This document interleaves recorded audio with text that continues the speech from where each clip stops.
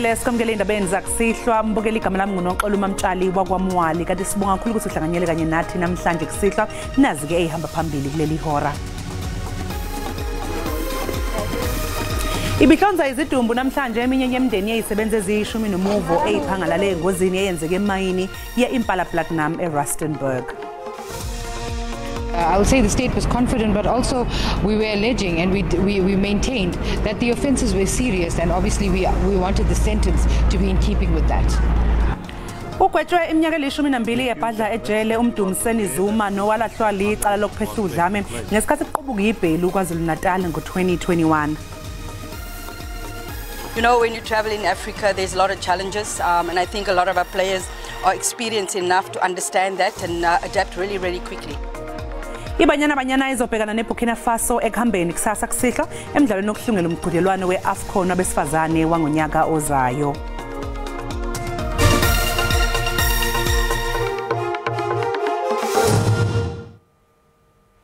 Ugwetshwe iminyaka eli-12 ebhadla ejele umdumiseni Zuma nowalahlwa icala lokuphehla udlame ngesikhathi kuqubuke izibhelu KwaZulu-Natal ngo-2021.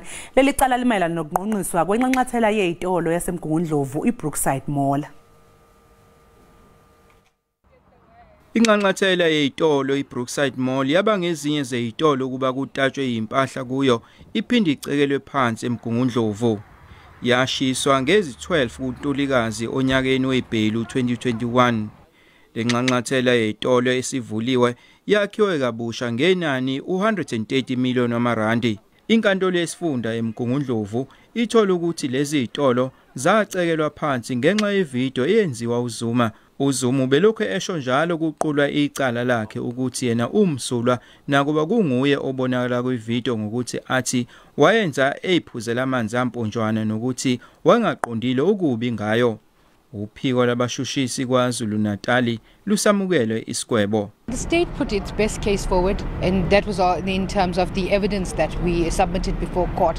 And I would say the state was confident, but also we were alleging and we maintained that the offences were serious, and obviously we wanted the sentence to be in keeping with that.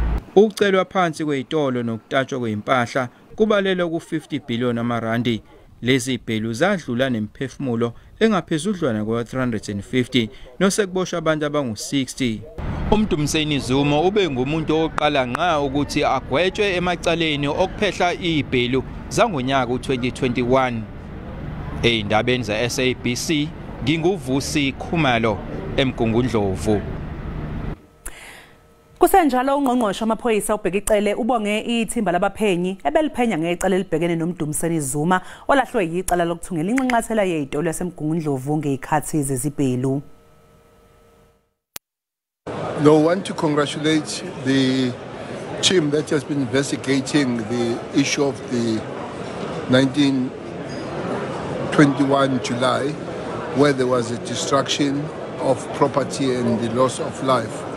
We welcome the sentencing, effective sentencing of Zuma for 12 years. We just believe and hope that is a beginning.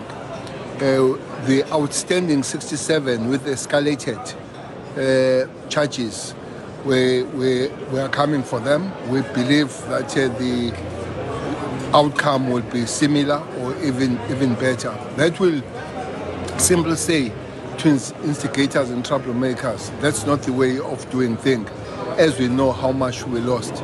So, but we congratulate the police and those that are outstanding, even those that we have not found.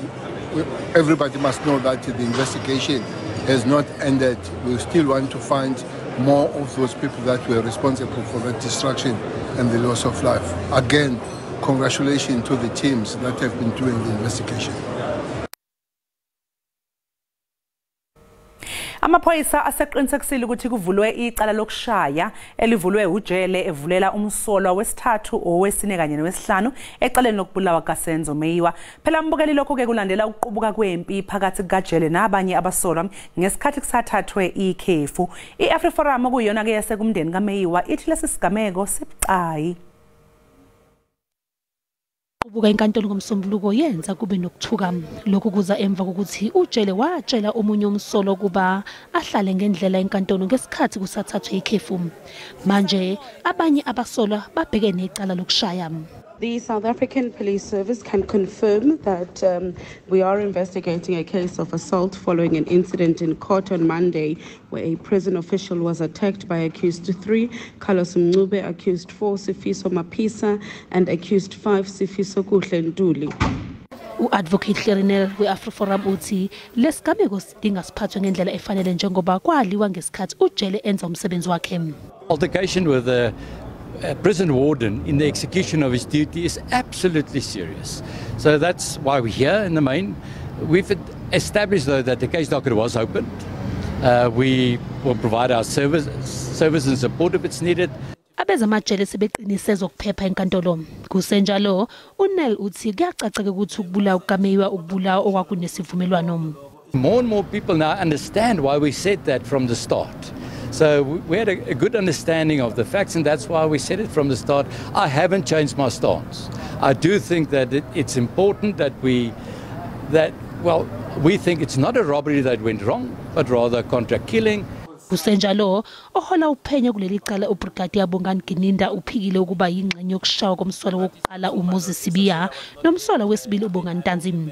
uGininda ke uzoqhubeka nokwethula ubufakazi kusasa. Ihlonze izidumbu namhlanje endaweni yabangcwabi emaJakaneng ngaseBrits imndeni eyisebenza eziyishumi nomuvo eyiphangalale engozini eyenzeke emayini yeImpala Platinum eRustenburg ngomsombuluko. Ngokusho kwale mayini ezingama-86 iyisebenza eyibandakanyeke kule nhlekelele kanti eziyishumi-4 ezisesimweni esibucayi esibhedlela. Olmonco njengoba imindeni yabaphangalele ibihlonza izidumbu zabathandiweyo emva kwenhlekelele eyenzeke ngomsombuluko. Le mindeni ifuna izimpendulo ngenxa yokukhungatheka ke eminye imindeni ayithandanga ukukhuluma nabezindaba kepha ke imayini izibophezele ukuxhasa imindeni esemanzini. Implats as a company has got additional measures such as employing family members in place of members that we have lost, such as financial provision for studies of dependents' children. So there's a whole range of measures that we take in addition to all the statutory obligations. Ngakolunye uhlangothi inyunyana yezisebenzi AMCU ithi le mayini kuzofanele isifake sigamanxa ekhukhwini ukuze yondle le mindeni. We are saying to Impala, let the salary of the worker who perished be paid to the widow or to the family up to the pensionable age. 2, if that family does not have any roof on top of their head, let the mine build proper houses. If AMCO has built houses for the Marikana massacre victims, what is it for these mines that are making billions, in the mineral endowment of this country? Phakathi kwezisebenzi eziphangalele kubalwa ezidabuka eLesotho kanye nezakuleli eziqhamuka ezifundazweni iEastern Cape, iGauteng kanye naseNorthwest. Isikhondla senkampani ekhiqiza izinsimbi ArcelorMittal isiqinisekisile ukuthi izomisa ukusebenza kwayo eFerrierenberg kanye naseNewcastle. Imbangela yalokho ke uhlelo lokucisha konga ugesi kanye njeke nezinkinga ezikhungethe iTransnet. Kubikwa ukuthi zingaphezulu kwe3,500 isebenze ingahlekezi lahlekelwe umsebenzi. Public announcement, we can effectively now only start the dialogue with customers. I think you guys will appreciate that we're a listed entity and we have to keep things fairly tight. So we will typically talk to customers, understand their, say, 6 months demand profile and their plans to switch, and then adjust our winding down process to accommodate as far as possible these customers. In terms of the workers, the number is 3,500 in total, own people and contractors. And Newcastle specific is 1,400 own people and about 880 contractors. So those are the numbers. Mbukeli sisathe qhu ngapha ke ngasayitolo kanti mangabe sibuya sokuphathela uWT. ama-traditional leadership kanye nabaholi bezenkolo ithina so le-South Africa ngempela. Isikhwama iMutsipe Foundation sibambe umcimbi wokuhlomulisa izindlu ezahlukene zasebukhosini kanye namabandla ezenkolo ukulwisana nobubha nokubhekana nezinga labantu abangasebenzi endaweni yasemakhaya.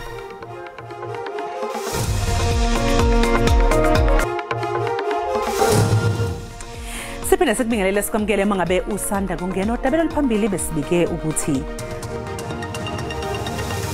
ibihlonza izidumbu namhlanje eminye yemndeni eyisebenza ezishumi nomuvo eyiphangalale engozini eyenzeke emayini ye-Impala Platinum eRustenburg. Mbukela sikhumbuze ukuthi lezi ndaba zikhona ku-YouTube na ku-SABC Plus. Okufuneka kwenze nje ukuthi ungene uyicinge ngamagama athi SABC Izindaba na kanjani uzoyithola. Lenyukile izinga lokusetshenziswa kwemali ngendlela efanele kuhulumeni kazwelonke nakoyifundazwe onyakeni wemali u-2022-2023. Lokho kuvezwe umcwaningi mabhuku jikelele uTsakani Maluleke njengoba phela bethula umbiko wakhe nje namhlanje ePhalamende eKapa. Ziyi-147 ingxelo zezimali ezicocekileyo xa kuthelekiswa ne-126 yonyakamali ophelileyo. Amasebe kazwelonke kuqukwa namaphondo abhalise ukwenyuka kwenani lengxelo zezimali ezicocekileyo iNtshona Koloni phala phambili ilandelwe yiMpuma Koloni. Ngaphandle komntla-ntshona zonke izindlu zowisomthetho zamaphondo kunye nePalamente kazwelonke zifumene ingxelo ezicocekileyo zezimali. The number of clean audits has increased quite significantly, and I think that's quite important. If you're looking at a PFMA cycle that looks after an expenditure budget of 3.1 trillion rand together, it's useful to see at least 35% of these auditees achieving the clean audit status. Nakuba kunjalo yi-DBSA kuphela iqumrhu likarhulumente elifumene ingxelo yezimali ecocekileyo. Is lateness on a repeated basis. It starts to compromise transparency and accountability in a way that should worry us all. Uthi inkcitho engagunyaziswanga ifikelela ngaphezulu kweebhiliyoni ezine zerandi ngelixa engafanelekanga ifikelela ngaphezulu kweebhiliyoni ezingama-63 erandi. Dinglula Mamatya wendaba ze-SABC eParlamente eKapa. Unobhala jikelele we-ANC ufikile Mbalula uthi umhlaba akufanele ukuthi ulahle ithawula ekwesekeni iPalestina. uMbalula usho lokhu ngenkathi ehlanganyele namanye amaqembu ezombusazwe kanye nezinye inhlangano njengoba bekuwusuku lokukhombisa ukubambisana nePalestina namhlanje. Amaqembu ezombusazwe, inhlangano zomphakathi kanye nezinye inhlangano bafuna imisu nompheli impi esePalestina. Lokhu bakuveze ngenkathi bemdibi munye ngenhloso yokweseka abantu basePalestina. We want a permanent ceasefire as the African National Congress, but we also want self-determination. Self-determination must come through a negotiated settlement. Njengoba umhlaba ukhombise ukuba kanye nabasePalestina mumva nje iPhalamende lakuleli liphakamisa ukuthi kunqanyula ubudlelwane nombuso wezwe lakwa-Israel kuphinde kuxoshwe nenxusa lakhona kwa-Israel. It's up to them. The EFF have done what they could in making sure that we reject the Israel apartheid state out of our country. So it's up to them. We have done what we could. There's one thing for us. The occupation, apartheid, and Israeli Zionism must end so that the Palestinians can live in peace once and for all. This is a very important day. Every single opportunity that we have to defend Palestine and to condemn apartheid Israel is one that every progressive organization should embrace. Kusenjalo ziyaqhubeka nezicelo zokuthi sengezwe isikhathi sokumiswa kwempi okuvunyalwa nengase eGaza njengoba isimo sibukeka singesihle nje.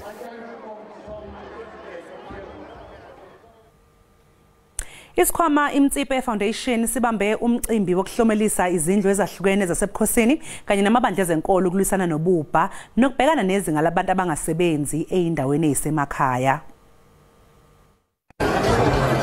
Iziqhumama zomndeni wakwaMutsipe bezimemele eSentini amakhosi obuholi bendabuko kanye namabandla ezenkolo ngenhloso yokwedlulisela amasheke emali njengomzamo ukuthi bayothuthukisa imiphakathi yawo. Our mission has always been and our mission remains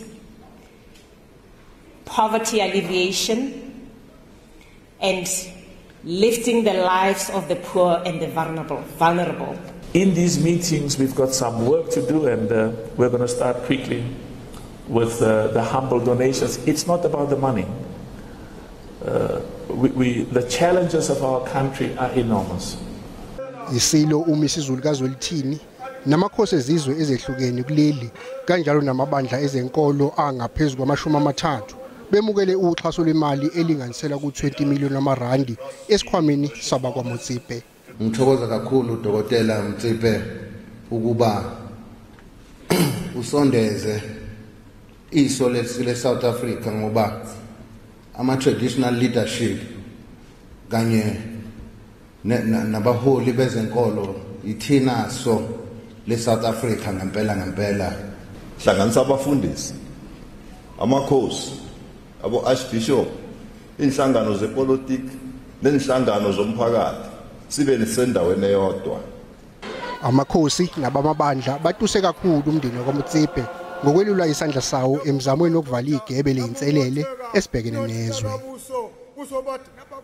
Isikhungo Human Sciences Research Council eNingizimu Afrika kumele isebenze ngokuyikhandla kwenyusa amasosha omzimba kubantu abaphila negciwane lesandulela ngculazi kanye nengculazi uqobo.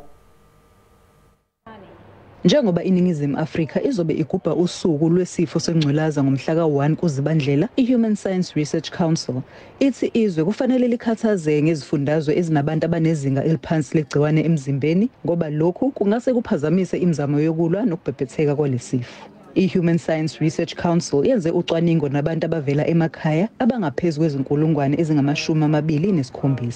Iphinde yaveza ukuthi isandulela ngculaza isalokhu iphezulu ezweni kubantu abaneminyaka engama-15 kuya phezulu, ikakhulukazi abantu besifazane. Ama-province lawo anenamba eziningi zabantu abaphila nesifo sesandulela ngculaza.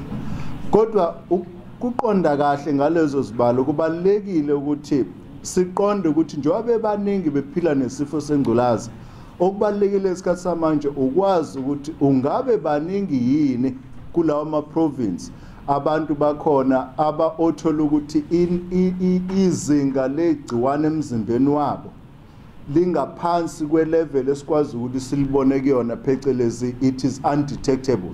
Uzuma uthi kusakhathaza ukuthi liphezulu izinga lokutheleleka emantombazaneni amancane uma kuqhathaniswa nabafana abaneminyaka efanayo. Lesi sikhungo sithi izwe lenza kahle ngemigomo ye-95-95-95. Umbiko obuyekezile ogcwele uzokhishwa ngoMbasa ngonyaka ozayo. NguNonhlakanipho Magwaza, ezindabeni ze-SABC eThekwini.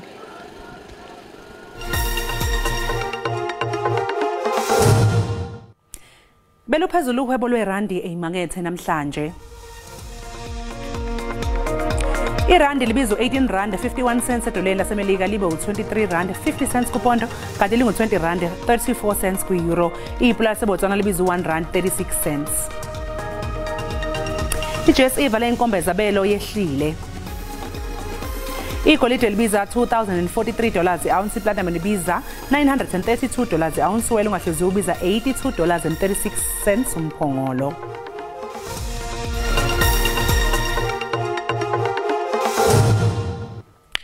Kwezemidlalo iBanyana Banyana izobhekana neBurkina Faso ekuhambeni kusasa kusihlwa emidlalweni okuhlungela umqhudelwano we-AFCON wabesifazane wangonyaka ozayo.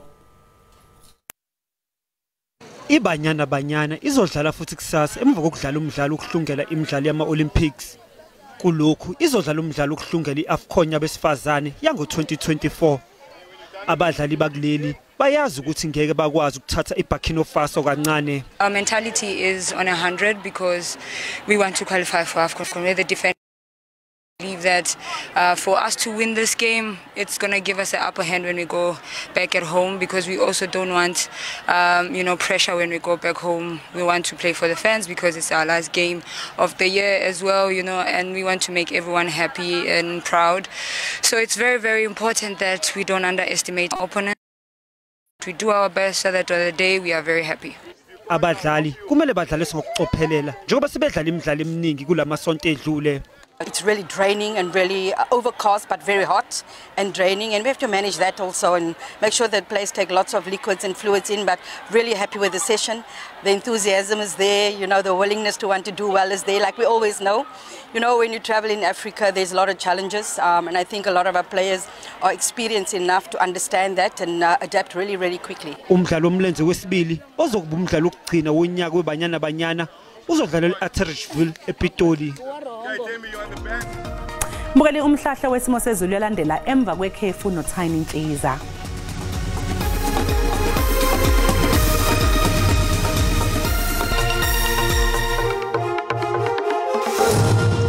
Ngikubingelele mbukele emakhaya ngiphinde ngikwamukele kwisimo sezulu sanamhlanje kusihlwa ke sibheke sime kanjani ke zikhona ke lezi imvula ezingathene elindelekile hamsela nawo ke lo moya kobandayi kakhulu sinebhela masibheke laphana kwele kaMthaniya kuyana kanjalo ke sifundazweni saseGauteng kanti ngaphinde futhi silindeleke lezi imvula ezingathene kakhulu ngempela laphana koPolokwane kanti ke kusasa ke izulu uthanda ukuthi nje iqinise kakhulu ngempela laphana kwele kaMthaniya singaphinde silindele nje lezi imvula ezinamandla nakhona ke laphana ke esifundazweni sase Eastern Cape kanti ke zithanda ukuthi iqinise futhi lezi imvula igudla njalo laphana kwisifundazwe saseGauteng kanti ke isixwayiso sethu ke sakusihle siphuma laphana kwaSouth African Weather Service simi kanje khona ke lokuduma kubunobungozi obulindelekile nje ikakhulukazi ngempela laphana kwele kaMthaniya kudla njalo ke lokuduma ngaphinde futhi kulindeleke laphana ke esifundazweni saseMpumalanga kuyana kanjalo ePolokwane kanti ke kusasa singaphinde futhi solindela ke nje lawa moya kovunguza ngamandla ongadala wona kumlilo wamadlelo ikakhulukazi ngempela koBloemfontein kuyana kanjalo eAppington ngaphinde futhi silindela ke nje lawa moya kovunguza ngamandla ke ongadala bona kubungozi ikakhulukazi ngempela ukudla laphana ke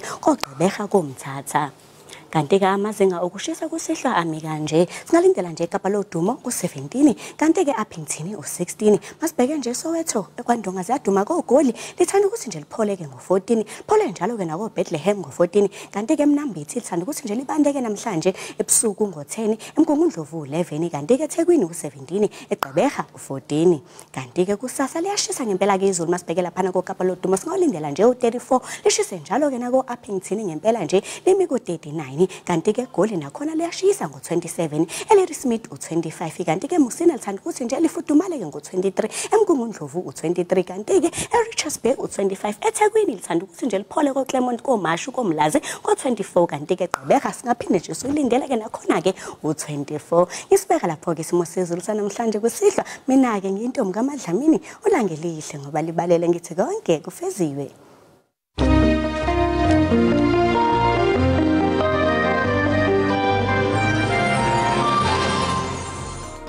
Sibonga kakhulu kuThini imbukelisa sibeka lapho ke indaba zakusihlwa kusasa koza kwethu bazobe niphakela ngolimi lwesiXhosa nibe nobusuku obuhle nisale kahle.